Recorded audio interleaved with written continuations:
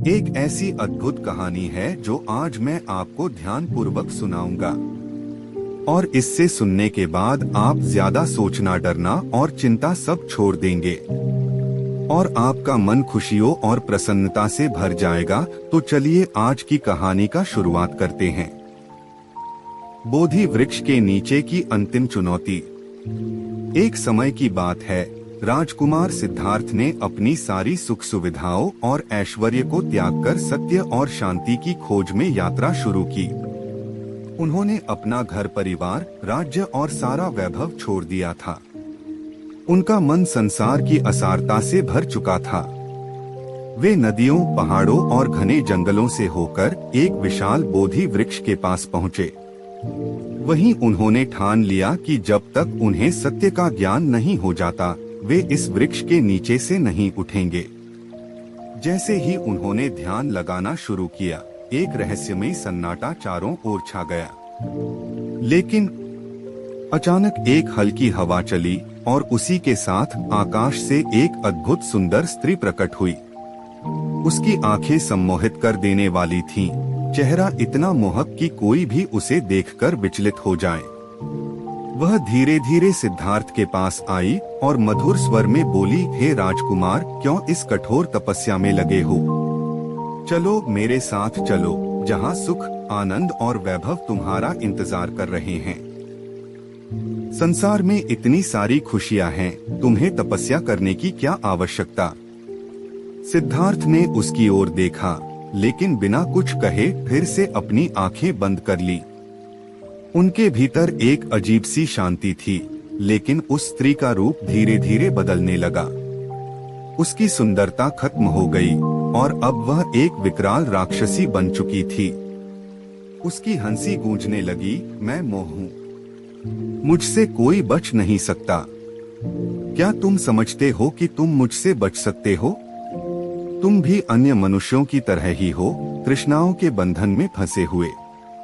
सिद्धार्थ ने शांति से उत्तर दिया, तुम केवल मेरे मन की एक परीक्षा हो। यह सुनकर राक्षसी की आंखें और लाल हो गईं। उसकी हंसी गहरे जंगल में गूंज उठी। वह चिल्लाई, मैं तुम्हें छोड़ूंगी नहीं, और फिर उसने आकाश की ओर इशारा किया। अचानक एक भयानक तूफान उठ खड़ा हुआ। पेड़ डोलने लगे, बोधि वृक्ष के पत्ते तेजी से हिलने लगे। फिर अंधेरे आकाश से एक विशाल काला साया प्रकट हुआ। यह खुद मारा था, इच्छाओं, वासनाओं और दुखों का स्वामी। मारा ने कठोर स्वर में कहा, सिद्धार्थ, तुम संसार के बंधनों से छूटने का सपना देख रहे हो?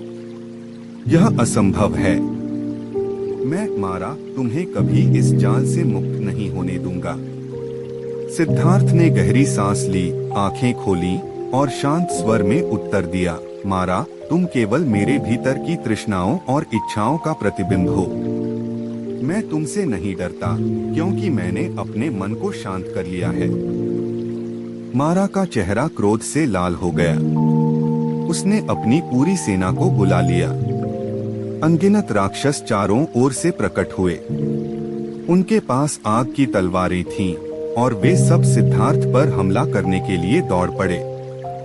हर दिशा से दानवों के शोर के बीच ऐसा लगने लगा जैसे पूरा संसार जल रहा हो। लेकिन सिद्धार्थ अपनी जगह से हिले नहीं। वह शांत थे, अडिग थे। जैसे ही वे दानव उनके पास पहुंचते, वे जलकर राख हो जाते। मारा ने चिल्लाकर कहा, यह कैसे संभव है? कोई भी मुझे हरा नहीं सकता, फिर तुम कैसे? सिद्धार्थ मुस्कुराए और बोले, जब मन शुद्ध हो जाता है तो कोई डर, कोई मोह नहीं रहता। तुम अब मुझे रोक नहीं सकते, मारा। मारा और उसके अनुचर धीरे धीरे कमजोर पड़ने लगे। उनकी शक्तियां सिद्धार्थ के धैर्य और शांति के सामने खत्म होती जा रही थीं। अंततः मारा और उसकी पूरी सेना एक अंधेरे में विलीन हो गई। सिद्धार्थ ने धीरे धीरे अपनी आंखें खोली। चारों ओर की प्रकृति शांत हो गई थी। बोधि वृक्ष के पत्ते फिर से धीरे धीरे हिलने लगे। हवा अब शांत थी और आसमान में चांद की हल्की रोशनी फैल रही थी। सिद्धार्थ ने एक गहरी सांस ली और उनके चेहरे पर एक हल्की मुस्कान आई। वह अब बुद्ध हो चुके थे। उन्हें अंततः ज्ञान की प्राप्ति हो गई थी। लेकिन इस पूरी यात्रा की असली सीख क्या थी? हर इंसान के जीवन में मारा आता है। वह इच्छाओं, तृष्णाओं और भय के रूप में हमें बार बार चुनौती देता है। लेकिन जो इंसान अपनी आंतरिक शांति और धैर्य को पहचान लेता है, वह किसी भी मारा को हरा सकता है। बुद्ध ने हमें यही सिखाया कि असली शांति और सत्य की प्राप्ति हमारे भीतर ही है, और जब हम अपने मन को जीत लेते हैं, तब दुनिया का कोई भी बंधन हमें जकड़ नहीं सकता। भगवान बुद्ध की अब दूसरा कहानी चालू हुआ। प्राचीन सत्य की रहस्यमय यात्रा, बुद्ध की अनकही कथा। गौतम बुद्ध का जीवन दुनिया के सबसे महान ज्ञानी पुरुषों में से एक के रूप में वर्णित किया जाता है। उनकी शिक्षाएं करुणा, अहिंसा और आध्यात्मिक जागरूकता पर आधारित थीं। परंतु क्या आप जानते हैं, बुद्ध के जीवन में एक ऐसा रहस्य है जो कभी इतिहास के पन्नों में दर्ज ही नहीं हुआ। यह कहानी आपको उस अनकही यात्रा पर ले जाएगी जो 2000 साल पहले घटी थी। इस यात्रा में हर मोड़ पर एक नया रहस्य और हर कदम पर एक अप्रत्याशित सत्य छुपा था। प्रारंभ। शाक्यमुनि बुद्ध, जिन्हें गौतम बुद्ध के नाम से भी जाना जाता है, अपनी ध्यान साधना से उठे। उनका चेहरा शांत था, परंतु आंखों में एक गंभीरता थी जो उनके शिष्यों ने पहले कभी नहीं देखी थी। आनंद, जो उनके सबसे प्रिय और निकट शिष्य थे, ने धीरे से पूछा, भगवान, आप इतने चिंतित क्यों लग रहे हैं? क्या कोई समस्या है? बुद्ध ने गहरी सांस ली और बोले, आज मुझे कुछ अजीब महसूस हो रहा है, जैसे कोई छुपा हुआ सत्य मुझे पुकार रहा है। सत्य? लेकिन हमने तो जीवन के सभी रहस्यों को समझा है, आनंद ने हैरानी से कहा। बुद्ध ने सिर हिलाया। नहीं आनंद, यह कुछ और है। यह वह सत्य है जिसे जानने के लिए हमें अभी एक लंबी यात्रा करनी होगी। कहाँ? आनंद ने उत्सुकता से पूछा। वह जगह जहाँ अज्ञात सत्य छुपा हुआ है। बुद्ध की आवाज में गहरा रहस्य था, और उनके शिष्य अब और भी अधिक उत्सुक हो गए थे। प्रथम मोड़। यात्रा प्रारंभ हुई। बुद्ध और उनके शिष्य जंगलों, पर्वतों और नदियों को पार कर रहे थे। हवा में एक अजीब सी बेचैनी थी, जैसे कुछ अप्रत्याशित होने वाला हो। बुद्ध अपनी गहरी ध्यान मुद्रा में चलते जा रहे थे, बिना एक शब्द बोले। यह उनकी चुप्पी और गंभीरता थी जो शिष्यों को चिंतित कर रही थी।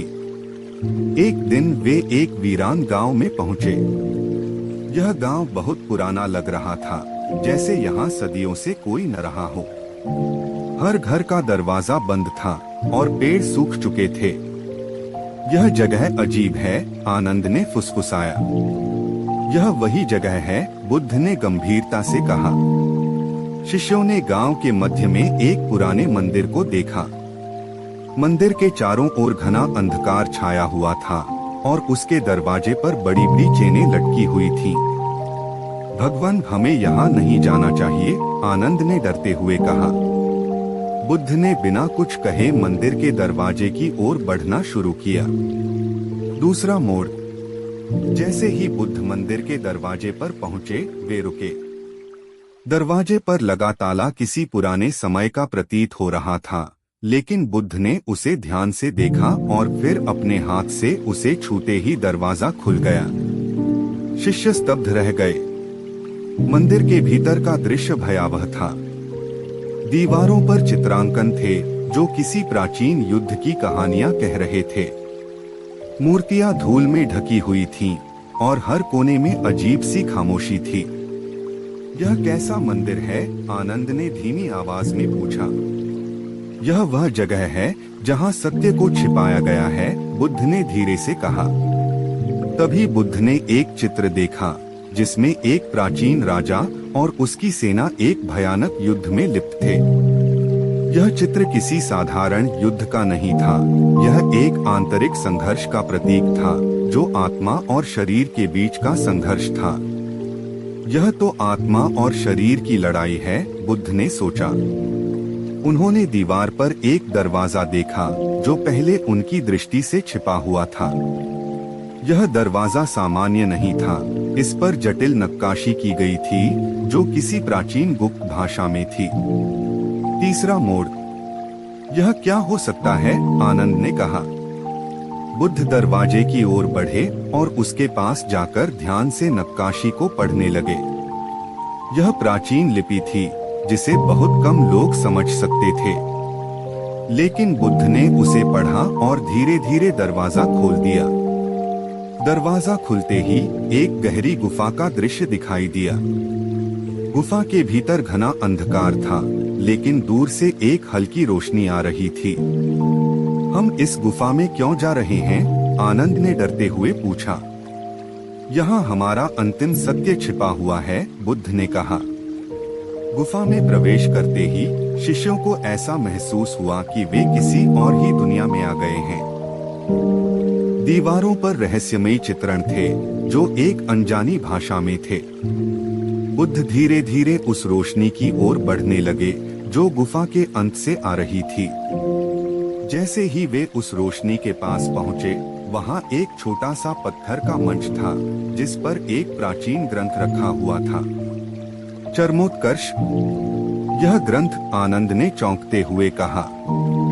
बुद्ध ने ग्रंथ को उठाया और उसे खोलते ही एक अद्भुत प्रकाश फूट पड़ा। वह प्रकाश इतना तीव्र था कि सभी शिष्य अपनी आंखों को बंद करने के लिए मजबूर हो गए। यह कैसा प्रकाश है? आनंद ने कहा।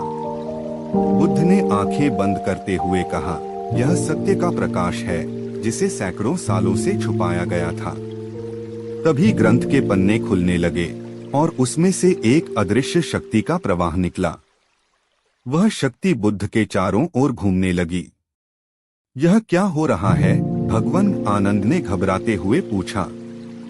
बुद्ध ने शांति से कहा, यह वह सत्य है जिसे जानने के लिए हमने यह यात्रा की थी। यह सत्य सिर्फ हमारे लिए नहीं, बल्कि संपूर्ण मानवता के लिए है। शिष्यों ने भयभीत होकर बुद्ध से पूछा, क्या यह सत्य हमें बताएंगे? बुद्ध ने मुस्कुराते हुए कहा, यह सत्य किसी को बताने का नहीं, बल्कि अनुभव करने का है। जो इसे समझेगा वह ही इसे जान सकेगा। और उस क्षण बुद्ध और उनके शिष्यों ने जीवन का एक नया अर्थ और उद्देश्य पाया। समाप्ति। इस प्राचीन गुफा में छुपा हुआ सत्य वह नहीं था जिसे किसी पुस्तक या शिक्षा से जाना जा सके। यह वह सत्य था जो आत्मा के भीतर गहराई में छिपा हुआ था। बुद्ध ने अपने शिष्यों के साथ यह अनुभव किया और इसे संसार के सामने लाने का वचन दिया। वह सत्य आज भी कहीं न कहीं हमारे भीतर छिपा हुआ है और हमें सिर्फ उसे खोजने की यात्रा पर निकलना है। मोरल: जीवन का सबसे गहरा सत्य हमेशा स्पष्ट नहीं होता, उसे हमें खोजने के लिए भीतर की यात्रा करनी होती है।